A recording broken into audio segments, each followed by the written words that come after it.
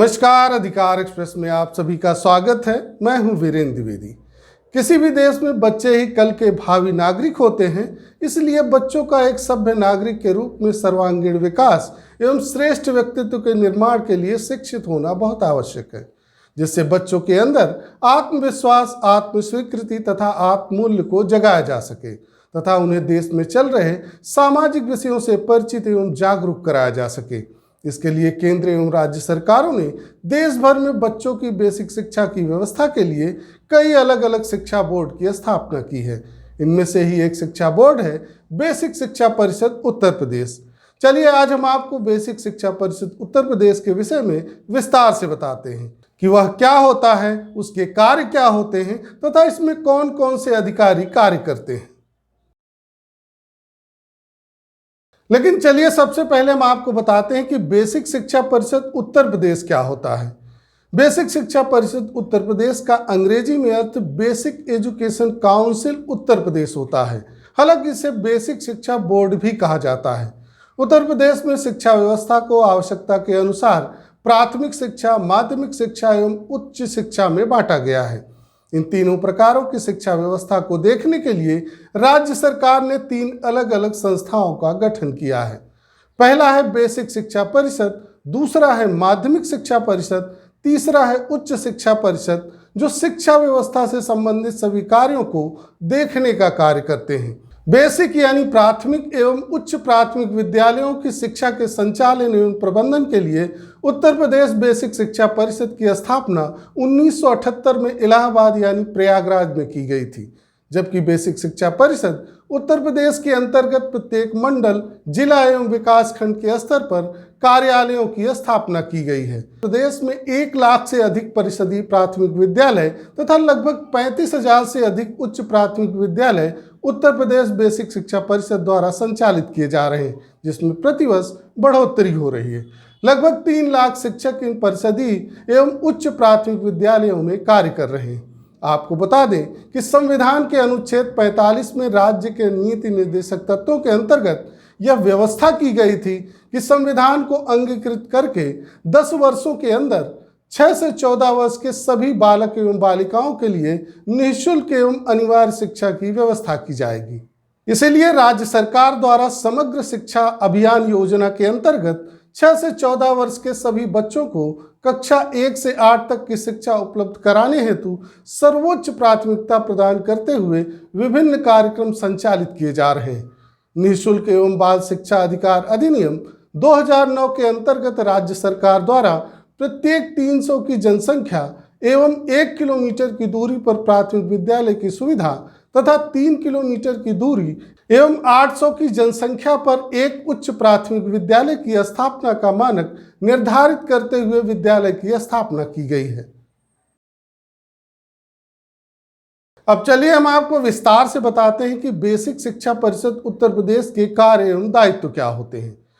Basic शिक्षा परिषद उत्तर प्रदेश का कार्य है जिला बेसिक शिक्षा समितियों अथवा नगर बेसिक शिक्षा समितियों द्वारा संस्थाओं की स्थापना के संदर्भ में मानक निर्धारित करना, बेसिक स्कूलों, सामान्य स्कूलों, बेसिक प्रशिक्षण प्रमाण पत्र इकाइयों तथा राज्य शिक्षा संस्था का पर्यवेक्षण करना तथा उस पर नियंत्रण रखना, प्राथमिक शिक्षा प्रदान करने वाले निजी विद्यालयों को मान्यता देना, किसी जिले अथवा राज्य में अथवा उसके किसी भाग में बेसिक शिक्षा के विभाग, प्रसार या सुधार एवं अनुसंधान के लिए जिला बेसिक शिक्षा समिति या नगर शिक्षा समिति द्वारा तैयार की गई योजनाओं का अनुमोदन करना, बेसिक शिक्षा एवं उस हेतु अध्यापक प्रशिक्षण के लिए प्रशिक्षण क्रम तथा पुस्तकें प्रस्तावित करना, जूनियर हाई स्कूल तथा बेसिक शिक्षा कक्षा 1 से 8 तक के बच्चों के वार्षिक परीक्षा की घोषणा करना, जूनियर हाई स्कूल तथा बेसिक शिक्षा प्रशिक्षण प्रमाण पत्र परीक्षा का संचालन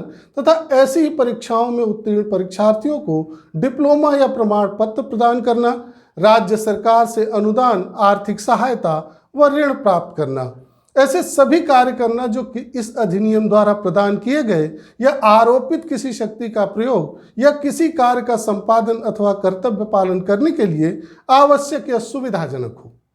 अध्यापकों की नियुक्ति के लिए शैक्षिक व प्रशिक्षण योग्यता शर्तों का निर्धारण करना, सेवा कर रहे अध्यापकों के सेवा संबंधी नियमों का निर्धारण करना, किसी स्थानीय निकाय के अधीन कार्यरत अध्यापक व अधिकारी या अन्य कर्मचारियों के स्थानांतरण संबंधी कार्य करना, अध्यापकों के पदों पर ऑनलाइन आवेदन प्रक्रिया से चयन व नियुक्ति की कार्रवाई करना, शिक्षकों तथा अन्य कर्मचारियों को दंड देने तथा सेवा संबंधी मामलों पर निर्णय लेना, न्यायालयों में उपरोक्त सभी से संबंधित वादों की पैरवी यानी वकालत करना, न्यायालयों में उपरोक्त सभी से संबंधित वादों की दंड व अपील का निस्तारण करना।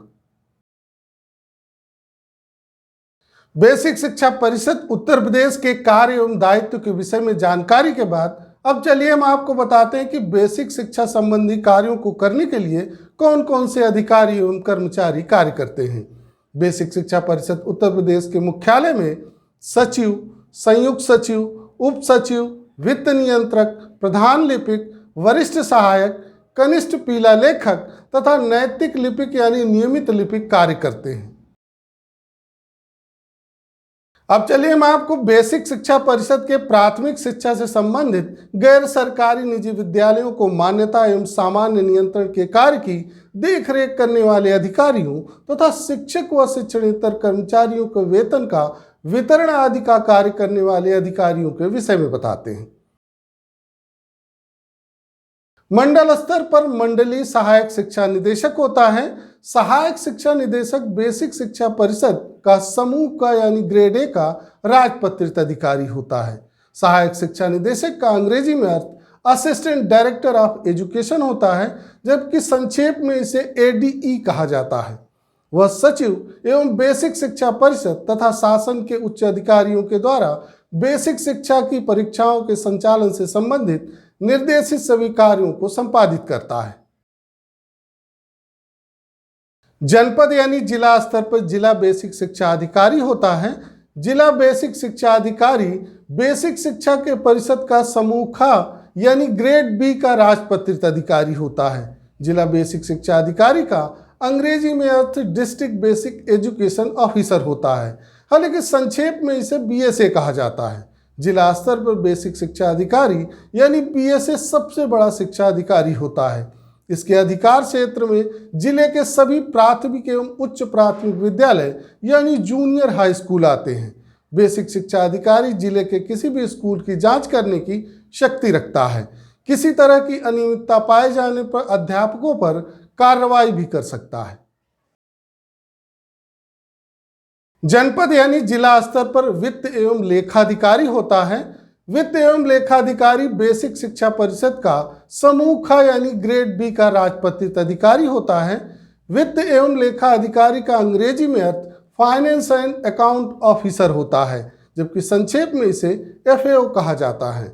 यह शिक्षकों एवं गैर शिक्षणेतर कर्मचारियों के वेतन, एरियर आदि का भुगतान करने के लिए उत्तरदायी होता है।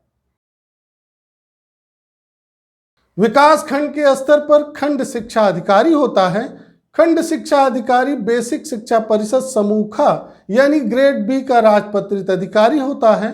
खंड शिक्षा अधिकारी का अंग्रेजी में अर्थ ब्लॉक एजुकेशन ऑफिसर होता है, जबकि संक्षेप में इसे बीओ कहा जाता है।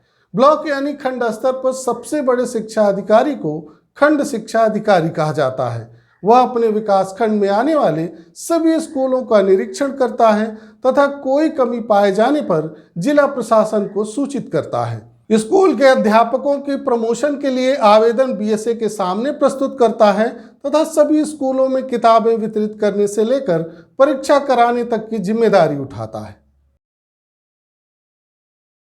लेकिन दुर्भाग्य की बात यह है कि स्वतंत्रता के बाद बेसिक शिक्षा परिषद उत्तर प्रदेश जैसे शिक्षा बोर्ड की स्थापना के बाद भी सभी बच्चों को अच्छी एवं समान शिक्षा नहीं मिल पा रही।